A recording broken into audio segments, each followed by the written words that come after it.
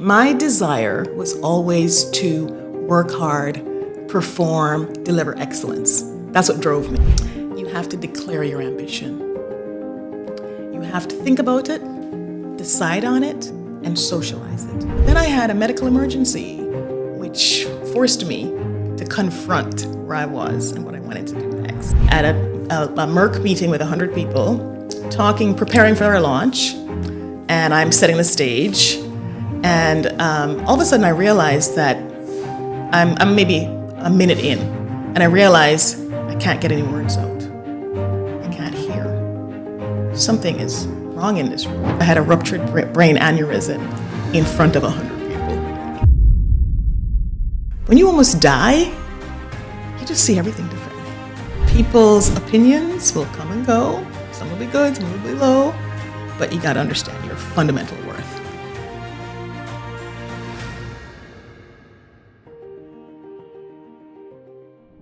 Hi, I'm Andre Moxie, host of Midlife Rewired with Moxie. And over the next 50 minutes, Jackie's going to tell us exactly how she rose through the ranks at one of the largest pharmaceutical companies in the world. And then she'll also share with you how she knew it was time to end that chapter and start a new one. You won't hear the sanitized LinkedIn version of her story. No, you'll hear the real version. The why, the what, the how, what it cost her, and then you also hear what she gained. Jackie, welcome to the show. Thank you. Right now, what are you doing, and how and why does it matter? Well, thank you, Andre. I am so excited to be here. This is just a great opportunity to reconnect with you. Absolutely. So right now, I am leadership coaching and mentoring. That's my primary focus, investing in people, helping people. And then specifically? That's a really good question. And I would say I coach across the leadership spectrum. And what I mean by that is I coach aspiring leaders, people who want to be. I coach emerging leaders, people who are new to leadership. I coach experienced leaders like executives. The whole spectrum is where I find myself. Okay. How long have you been doing it? Since 2018. 2018. Yeah. So if you look 2018 through now, if you were to just capture it, what would you say is the impact that you had over that period of time? I think giving people the confidence to step into it fully, helping people shift their mindset to embrace the challenges, helping people build resilience so they can actually perform at a higher level. And I think just helping people enjoy it and feel like they're called to that purpose of leadership. A lot of what I know about you is the 35 years at Merck. Yes. Okay. Let's talk a little bit about your story. Where does it start? Yeah. So 35 years at Merck, and I tell people that's like 50 years elsewhere. Incredibly intense experience, fabulous experience, of course, across many different divisions, functions, etc. I would say that my own leadership journey at Merck, though, started maybe 15 years in. The first time I got a chance to lead people and lead a team, and that was in Chicago, creating a brand new team and learning about it's not really what you do, it's what people do. It's what you accomplish through other people doing it. Absolutely. And learning that that's a significant difference from being an individual contributor to leading people and accomplishing things through people. And then rising through the ranks at Merck, rising from director to senior director to vice president, et cetera, across many, many different functions. So great journey, lots of sweaty moments, lots of learning, lots of challenges, lots of reinventing myself, learning to do things I didn't think I could do. But that's really where it started. So obviously you started as an individual contributor. Was the vision there? Did you see yourself as a GM, as a director, as a VP? Right. From the start? No. So that's the interesting thing. My desire was always to work hard, perform, deliver excellence. That's what drove me. That's what drove me in high school, college, work. That's just who I am. I like to work and I like to deliver something excellent. I never thought about where I was going to be. When I started at Merck, I was 20 years old and all these people around me were 50. And my thing was like, I am not staying here this long, people. I'm here for a little bit, But the opportunities just kept presenting themselves. And basically, Andre, I had a service-oriented mentality. In other words, wherever I could serve at Merck, I was happy to serve. So I kept being invited into new jobs and new responsibilities, but it was not a plan. I actually had no plan. It wasn't until very late in my career, I'd say like the last 10 years, that I realized I probably should have had a plan. But, you know, God has blessed me and had blessed me so much at Merck that I just ended up where I ended up. Okay, so you didn't see it. You didn't have a plan. You didn't see it.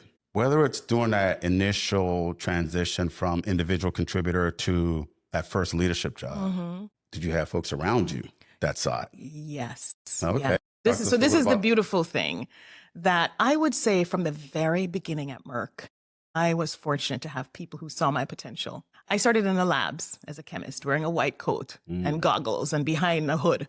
And my boss said he saw more in me than sticking my head behind a hood every day. And I decided to go back to school and get an MBA, because it was either PhD or MBA in order to move from where I was as a bench chemist. And I thought, you know, this chemistry thing is kind of nice, but you don't get to see anybody.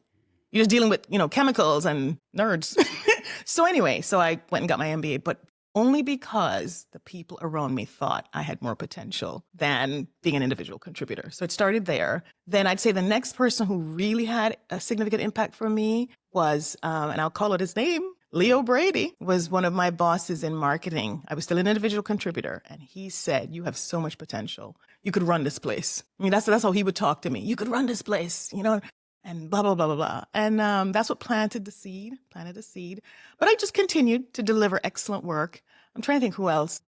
There are just other people who along the way saw that I had the potential. Rich Patrolak promoted me. He was the first person to actually promote me to lead a team and to start the new team in Chicago. And again, it was what he saw in me as opposed to me raising my hand and saying I wanted to do that. So you're going through your work. Yeah. Pretty steady rise once you start moving. Yeah. So I'm going to fast forward to one of the roles I remember you in was when you were the vice president of the entire primary care sales force. Yes. And one of the qualities that I saw in you, right, if I were to step back and describe it, was almost like you being a total leader. There's an aspect of you that was very nurturing, but then nobody thought you can not perform. So you also made it clear that you have to perform, right? And then obviously a lot of other qualities, right? As a matter of fact, one thing I remember is we'd have these meetings. You'd have your leadership team. There'd be a room full with folks. And you'd start with, it's a fireside chat. I used to call it the Oprah effect, where you say it's a fireside chat. You're just trying to find some of the issues here. And folks would start popping their hands up. And I'd think, what are you doing? It's not a fireside. We are in an open room. Every colleague is in here. Whatever you say, everyone's going to hear it. And people will tell you, I'm not doing this right, that right. And I'm like, what are you doing? So you had that side of you. And then you also drove performance. How intentional was that? How deliberate was that? How much of that was just natural? Yeah, well, you know, I really cared about the people, Andre. That was something I accumulated through my journey. This authentic care for the people who were doing this work. So that was like number one thing that drove me. So I wanted them to know I cared, and I wanted to connect with them. And I also wanted to know what was really going on. I didn't want to be one of these leaders in an ivory tower who was sort of clueless, who was up there thinking things, making choices that had no connection to reality. So it was both an instinct to care and a strategy to connect. At the same time, I'm all about excellence. I'm all about delivering. I'm all about honoring what you've been asked to do. And so I expected that. And I felt you could combine the two, that it wasn't an either or. Right, you weren't either, you didn't have to be draconian to drive performance. And if you were nurturing and warm and empathetic, it didn't mean you didn't know the business. And so I tried to make that my style. So you have this natural part of you, right? But what did you intentionally do to develop yourself? To take that natural and become this professional leader, to be empathetic professionally, to be caring professionally, because there is the business. Yeah. Is there anything that you did to enhance those skills? Yeah, you know, it's such an interesting question, because that's kind of what I do now. I help people be intentional now. I help people think about what they have authentically and naturally and what they need to augment, add, regulate. But when I was going through it, clueless in the sense of any intentional effort to refine. I think I looked at people And I saw who I admired and who I didn't. One thing I did for sure, I decided I wanted to be an excellent communicator. That's the one thing I really remember saying, Jackie, you're going to be really good at this. Part of it was because I saw that people who communicated well had a different impact than the people who stumbled and bumbled and just weren't able to grip their audience. Actually, Leo Brady is the person who, when I was presenting like the biggest audience I'd had at that level, I was like a product manager and I had to present at like a budget cycle. He would take me in a conference room and have me practice for hours. He would stand there and help me and say, no, here's how you transition to this slide. Here's how you set this up. This man invested in those fundamentals of communication. And I took that and I ran with it. And I would tell people, even when I was a vice president being invited to anything to speak, I didn't wing it. I always took the time to practice, even if it was 2 minutes of, let me just run through this and let me just hear my own voice, or let me just visualize the setting I'm going to be in and put myself in it. Always did that. So that was the one thing I did very deliberately because I wanted it to be a part of my brand, that here is somebody who can get in front of a room and get it done. So what's interesting, it's almost like listening to you with this full circle. Part of the strength of your communication style is feeling like, oh, I'm just talking to Jackie. You know, like I just met her for coffee, right? Right. And what you're telling me is, in order to go from, Jackie that's really at coffee, right, to Jackie being on stage and you feeling like you and Jackie just had coffee, is a lot of hours, a lot of deliberate work. Exactly. In fact, I tell people today, if you want to look natural on stage, you practice like heck. Because when you have practiced and you're confident and you've done all that work, yes, you can get up there and be natural. But if you haven't and you get up there, you're not going to be natural. Versus the misguided thinking that I don't want to practice. I don't want to do this. I don't want to do that. I don't want to use a teleprompter because I just want to be an actor. Right. You know what you're going to look like? Yeah, exactly. And everyone's different. But my personal experience was the more rehearsed I was, the more natural I was. And sometimes actually just had a flash, if I can share it with you, of, because, we always had these big launch meetings or constant platforms that I was expected to show up at. And I remember preparing for this when it was the launch of something that didn't do well, but, and I'm there with my planner and we're rehearsing and it's terrible. I mean, and I can feel it. I know maybe I'd flown in from somewhere. I can feel it. It's terrible. I'm just bumbling and stumbling and blah, blah, blah, blah. Well, the next day, if I can say it myself, it was brilliant. So part of what happens is you get out the bugs when you're practicing. Yes. You get out the stumbling, you get on that stage, you feel it, all that stuff. So for me personally, practice was incredibly important and it was intentional to create that part of myself. And one other thing I'll add is that I would get feedback, all the time from people always telling you what you're doing, good or bad.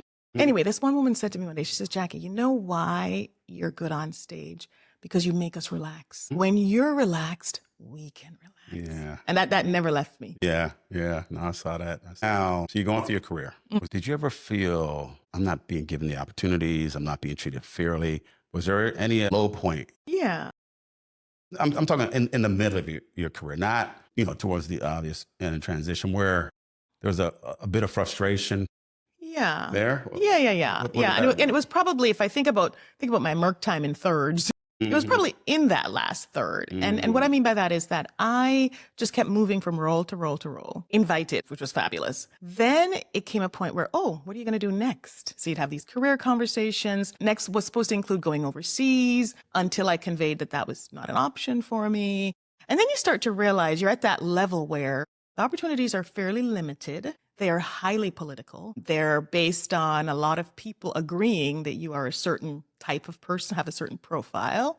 And if there are gaps in your resume, as determined by whoever's currently deciding that, it becomes difficult. And so that's where I found myself. The gap that I had was that I did not have any recent or senior level marketing experience. And so I was a little bit stuck. And so that was frustrating. That was a low. That was also this is what happens when you don't really plan your career. This is what happens when you just kind of go where you're invited. You miss some steps along the way. But this is what also happens when you don't necessarily fit the mold at that particular time. So yeah, that was pretty challenging for me. Also, let me tell you this other thing though that I learned, and I've passed this on to many people. You have to declare your ambition. You have to think about it, decide on it, and socialize it. No one's going to decide for you, especially if you look like me or you. And I had really not done that. I had just been moving. You know, every time I got a call, Jackie would like you to do this. Oh, sure. So I had to step back and declare it. And I had to say, I want to be a general manager of a franchise. I had to boldly declare that's what I wanted, and I can do it. And then eventually I got it. So you've got to build your brand, and you got to manage your brand, and you got to market your brand. Yes. One of the ironies I find with a lot of us who have been successful in corporations, in organizations, is just how effectively we have done that for the company. Yeah.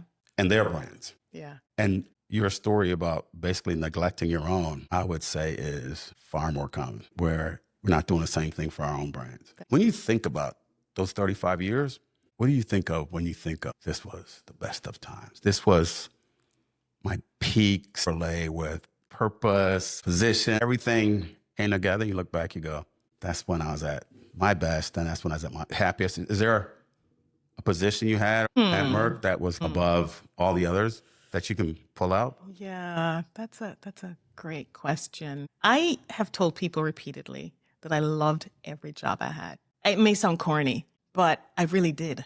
I really loved each role. What would happen is I'd get to a point where I was sort of tapped out. Either I felt like I'd grown as far as I was going to grow, or I just wanted to change, and then I'd move into something else and then love that. So I loved everything. I would say being the VP of the primary care sales force was probably one of the most rewarding, probably because I had the biggest impact there. I mean, 1,000 people, you know, under my leadership, all those brands. I mean, there was so much impact. And in fact, and we'll probably come to this, it is that reach to people that I had then that's led me to where I am right now. All right. We're definitely going to come back. Yeah. So then I would say I loved my general manager roles, and I had 2 of them before I exited Merck, and I was in one when I made the decision to transition out. And I love them because it was one of the most diverse leadership roles you could have, where you're touching so many parts of the business, so many parts of Merck, you know, from research to supply to patent to markets. So I loved those roles, and I loved the global reach. Interacting with people from all over the world just filled my soul, truly. So hard to say exactly which ones, but those are the highlights. Okay, well, give me this then. If you were to pull all from all that, one person's looking on, thinking about a career at a, let's say, corporation. Doesn't even have to be pharma. What advice would you give them? If you had to, again, be skimpy, pick one. Pick one piece of advice?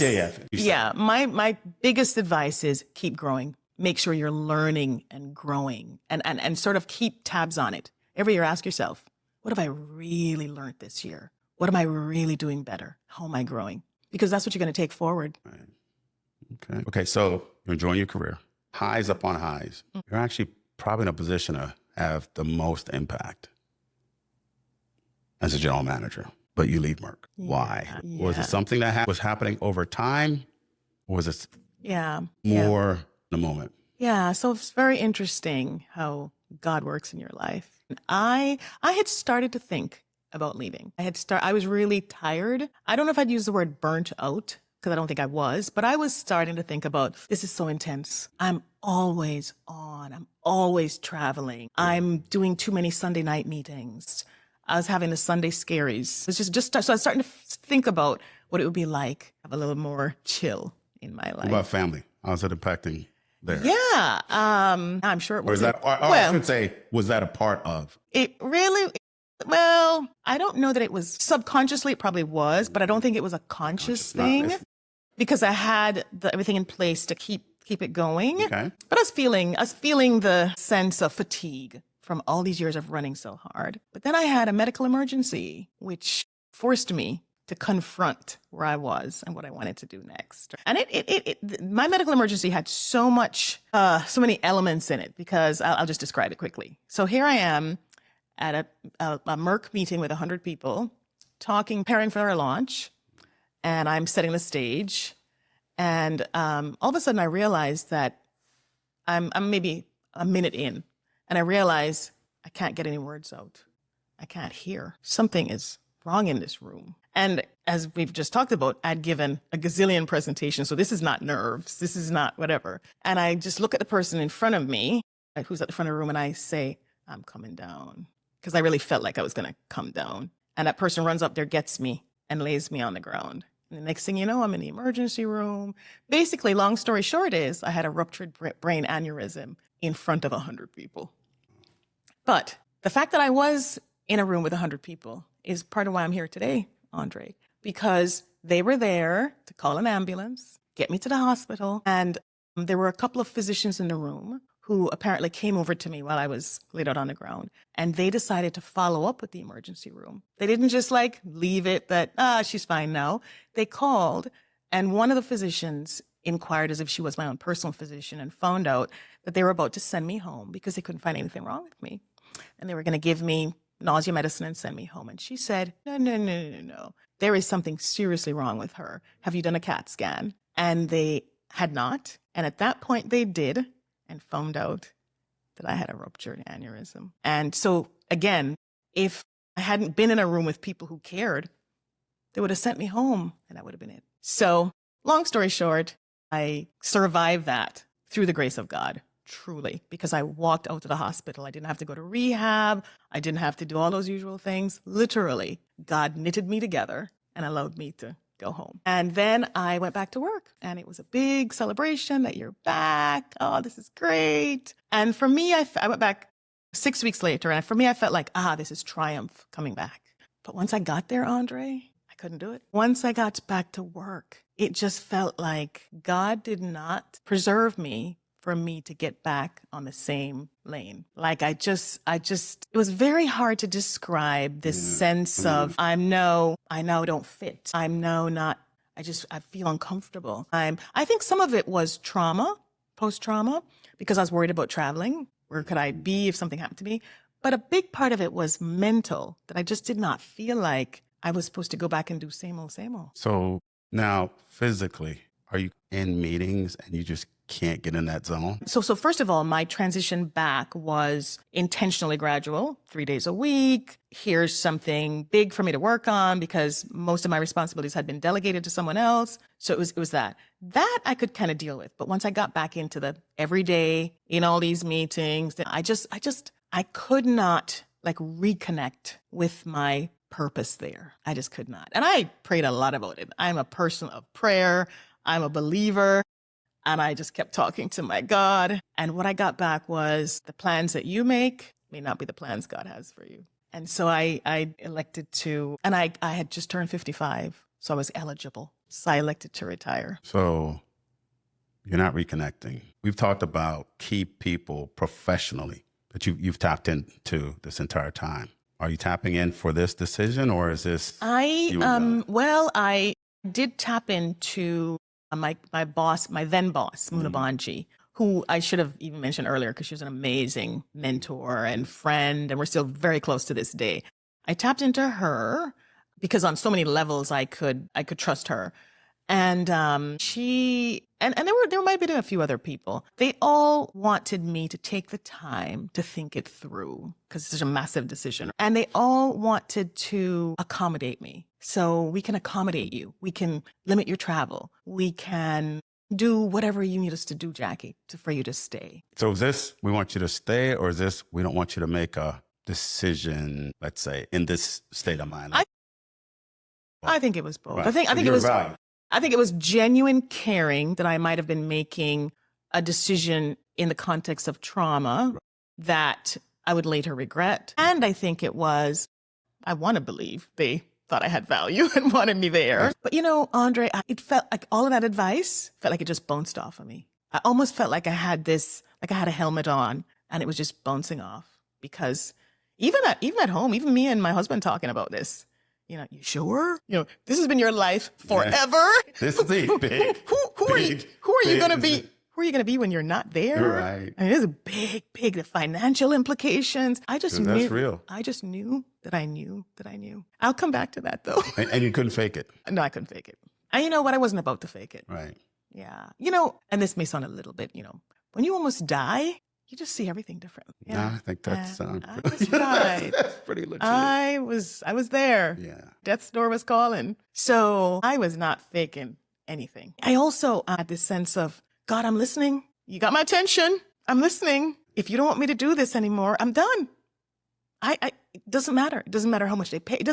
God, if you do not want me doing this, I am done. My time here my purpose has been filled in this season. And I know you have something else for me. Okay. So you decide to leave. Yeah. Then you wake up, if not the next morning, you're now waking up post Merck, post what you've known for 35 years, post general manager, post. I always think sometimes like, like if you're the president of the U.S., you're flying around and all that stuff. You wake up at one day and you're back to being, let's say, you, right? No Air Force One, no this, no that. I was wondering, man, what does that feel like? Yeah. So it's not exactly the same thing, but you wake up over the next month. Is there at any point in time, was it still, did the right thing, I'm moving on, or was there what the? Yeah, it's really interesting. So it actually took me 6 months before I had that wake up.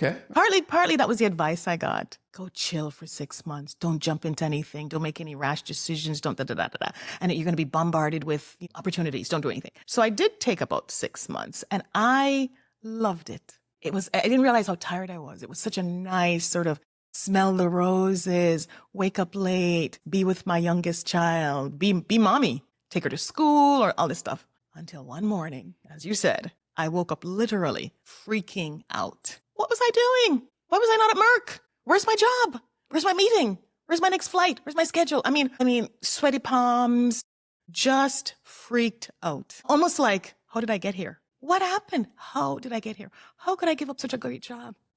Everything I had to do to get that job, how did I give it up? And I called a friend, I called a former Merck colleague, and I said, hey, did you have this experience? Am I losing my mind? Yes, I called Charlotte McInnes, and she had retired a couple years earlier. And she just laughed, and she said, okay, girl, I'm going to walk you off the ledge. And she said, yes, this is so normal. And it happens when it happens. But it's so normal to have this moment when you're like, whoa, because all that memory, all those neurons that are used to firing in a certain way come roaring back to say, what are you doing? And so that's what I knew I had to figure out my next season, that I was not that I thought I was done, but that it was now time to sort of resurrect the idea of the next Jackie. That sweaty palm feeling. Was it one and done? No, it just was never as intense as that day of awakening. So it's come back. Have you revisited the decision? Yes. Oh, yes. So what's happened to me is that when I woke back up and started charting my course and stuff, I had some ideas that didn't work, and they made me think back to, well, what if I had stayed at Merck? Then maybe those ideas would have worked. So that was a thing that would bring me back there. Another thing was just honestly watching my colleagues and where they ended up and what they were doing. And you have this feeling of, shucks, maybe that could have been me, if I had stayed. So yeah, I had many moments of if I had stayed, but they didn't stay with me. We all go. Yeah, of course you do. Of course you do, right? You work through it. But you know what? I had such gratitude for the freedom. If you were to ask me, what's the best thing about this season? Freedom! The ability to choose what I want to do, when I want to do it, with whom I want to do it. And so those times when I would have that kind of reflection on coulda, woulda, shoulda, I then quickly remember, but look what I have. It is something that almost like one of the core pillars that I think about, or we think about here, right, is, everything we're told, it's time to wind down. It's time, you get different advice, right? But you think about everything like you've described, right? Your knowledge, your wisdom, your emotional intelligence. I mean, you can just keep going on and on with all the things you accumulate over a career like this. And the thing I think about is what you're describing. What if we now get to make a decision as to where we just focus this and just turn it on? Like you said, that freedom to choose where we do it, and then completely overlay it on where our purpose is. And then bring in a little, kind of where my passion is too. Yeah. and now I'm just going to unleash this whole thing, right? I think sometimes we fear that. And I take it back to even being children of immigrants or being immigrants, where you mentioned being a scientist. When you go to college, you better pick a degree that people can directly hardwire how you're going to make a living. And it stays with us. And so now there's choice. I was talking to my brother even a couple of days ago. I said, you know what you got to be careful of? What we all still do. Don't ask yourself, what am I going to do in this next phase that can continue to make a living? Stop at, what do I want to do? What's aligned with my purpose, my passion? What do I choose to do? Even if you look at it and you say, yeah, that's what I really want to do. And you go, there's no money in this. Right. Don't worry about that. Land on what you choose to do, then go figure that out, right? Because if that's what you want to do, you will figure that out. The point you make here is just so incredibly powerful. It's what you choose to do. So with that choice, what did you choose to do? So I'm going to bring it back to, you were asking me like which position, you know. So when I was recovering from that health incident, people were really generous to reach out to me with all sorts of well wishes. And I mean, literally every day the house was like filled with flowers and just all this incredible outpouring of support from me, including people I hadn't heard from in decades. It was just remarkable. And one day when I wasn't feeling so up, I opened the box with all the cards and just started reviewing them, just started looking at them. And the thing that struck me, Andre, was how many people commented on something I said to them, a question I asked in a meeting, a note I sent them, things that I had no recollection of doing. But what it said to me is that during, and it was for my entire career, but a lot of it came from when I was the VP of primary care sales. What I took from that was that I had touched people in ways that had transcended time. And I didn't even realize it. I did not realize I was having this impact on people. And what that led me to was that I'm going to invest in people. I'm going to channel now all this experience, learning, energy, and choice into people, into walking alongside them, helping them be better in whatever, I wanted a helping modality to help people be better. So that's the connection there. I just felt filled with, oh, that's my purpose, to help people. I wanted to help business leaders be the best business leaders they could be. So I decided coaching was the vehicle. I went back to coaching school and then just launched into it. When I talk to friends, colleagues, family members, that thought about what I want to do is there. But there's this gap between the thought of it and actions, deliberate actions. Yeah. To prepare, to start, to grow. Story might start off with, and you're listening for the rest of it and just fades. You're like, right. What deliberate steps did you take to go from, this is what I want to do, connected with what that passion, that purpose is, right? But now I've got to go back to school. Right. And what I'm talking about is a business. Yeah. How'd you prepare, or do you have a mentor, guidance on going from thought to action, planning, strategizing, marketing, rebranding? How'd you get to actually do it? It's like, it's a great question because, Andre, I don't remember being that systematic. I really don't. Like, I think back now and I'm like, well, I did all those pieces, but I don't remember actually like laying it out. One thing I have always prided myself though in, I prepare for whatever I'm going to do. Like I described earlier, I don't wing things. I prepare.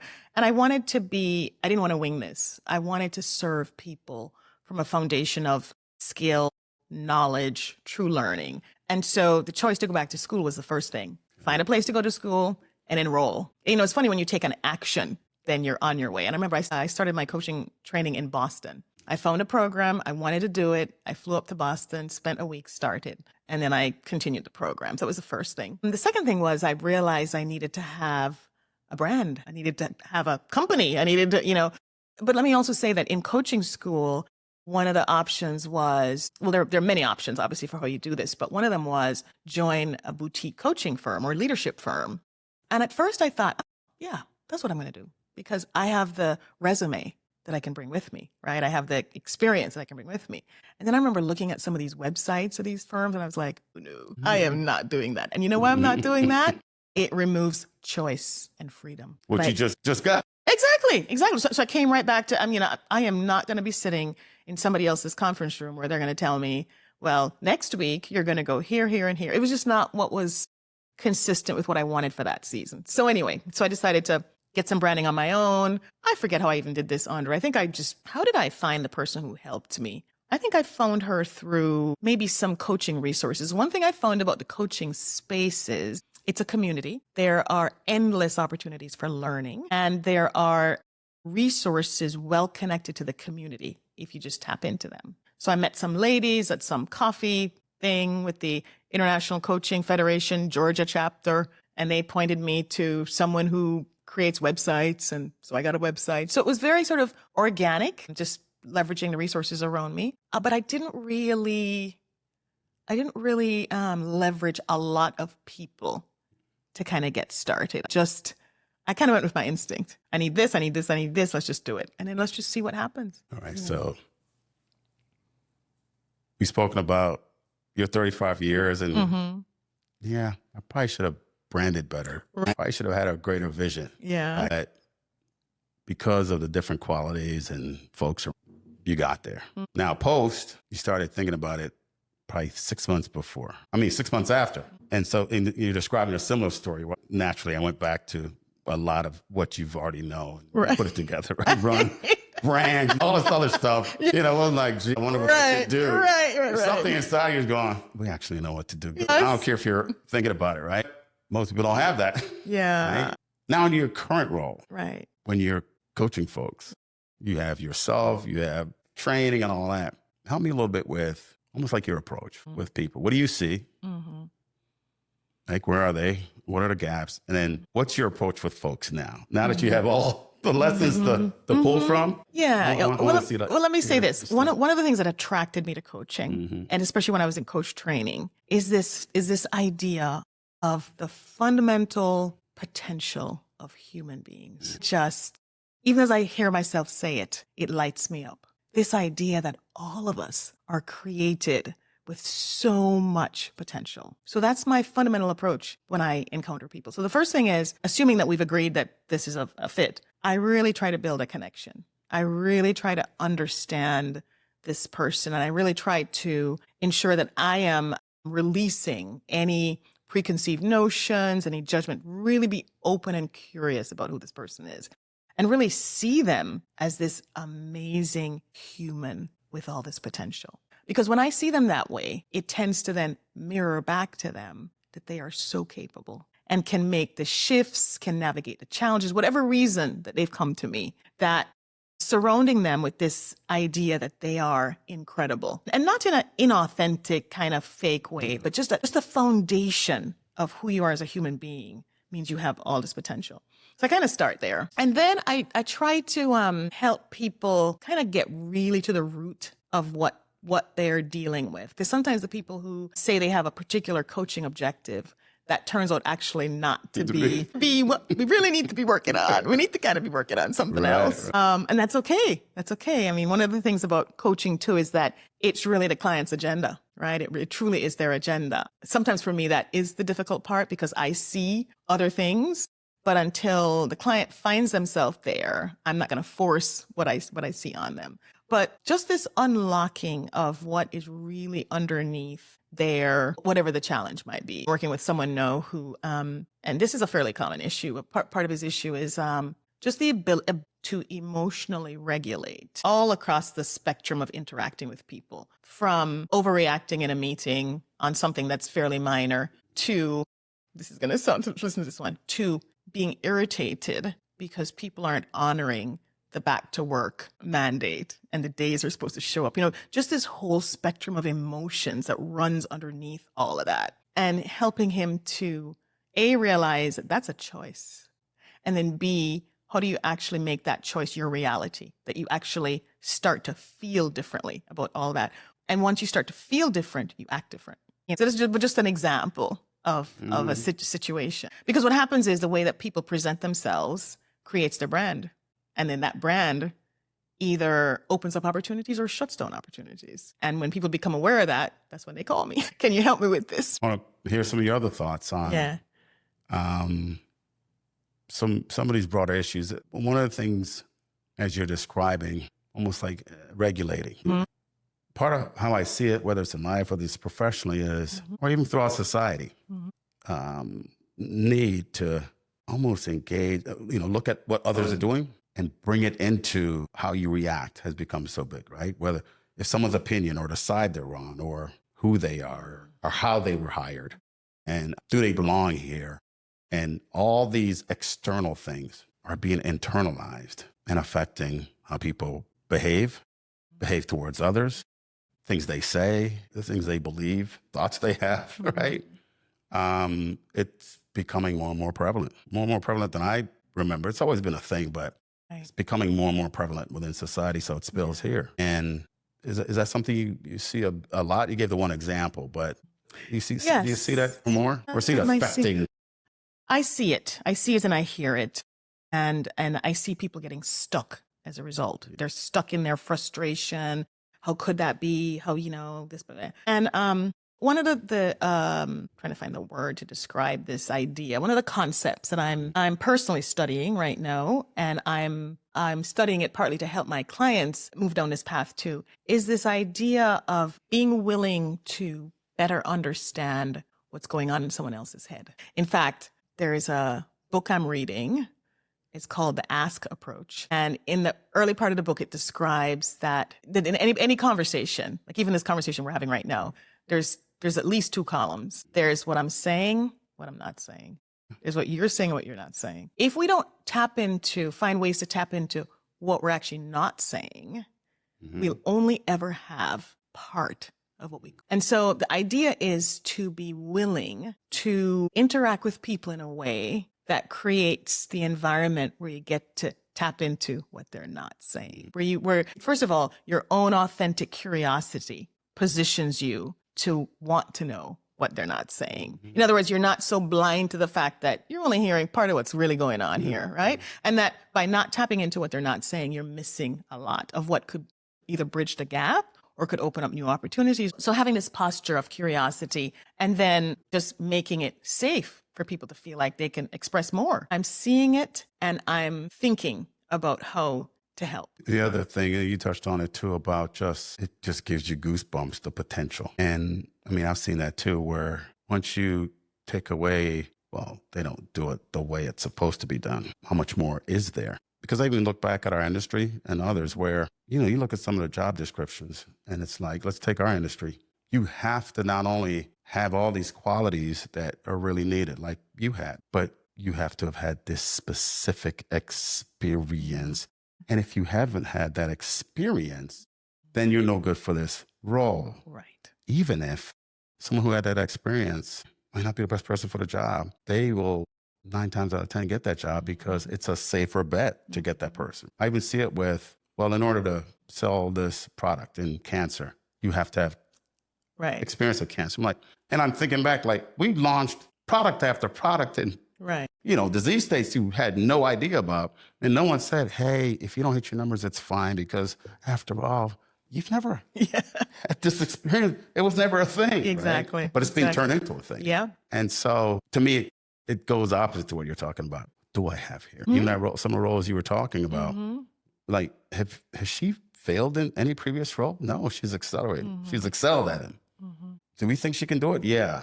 Okay, who cares if recently she hasn't run a market? What is that supposed to mean? Right. Has she shown the ability to pick up whatever's necessary and run with it? Yes. So why would I care? But it's the easy way. Yeah. And obviously I've been out of the corporate world. You still engage with it. Any thoughts on that phenomenon, that change, that shift that's taken place, and how it contradicts what you hold to be?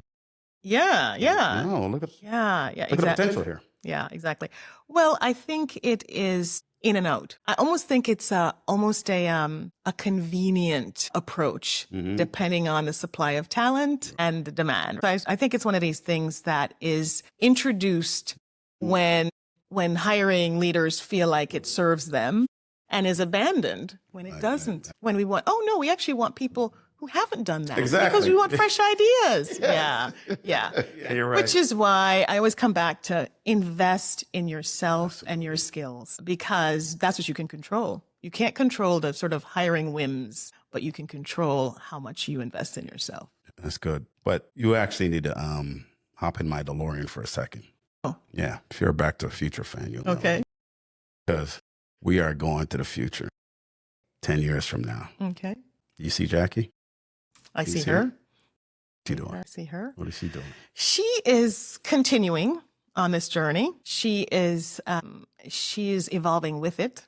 There's this whole thing about the role of AI in coaching, digital coaching. There's this whole, how is it going to evolve? There's also a lot more interest in coaching teams, which I'm personally very interested in, moving from individuals to teams in a very formal way. I mean, people do that today. Absolutely, it's just not part of my practice yet, but I do feel like one to many. Yeah, exactly. One to many. So I see that. I see more maybe facilitation. I've been invited a couple of times to facilitate leadership retreats, strategic sessions, that kind of thing.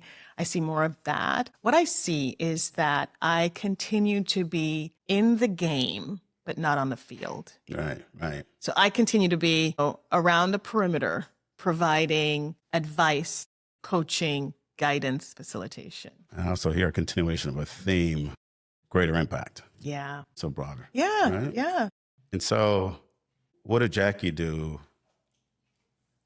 Like the top two things she did along the way to put her in this position? She started collaborating with others. More effectively? No, she just started collaborating with others. And the reason I say that is it's actually a challenge to myself because it is the thing I need to do next. It is the thing is I am very comfortable solo, right?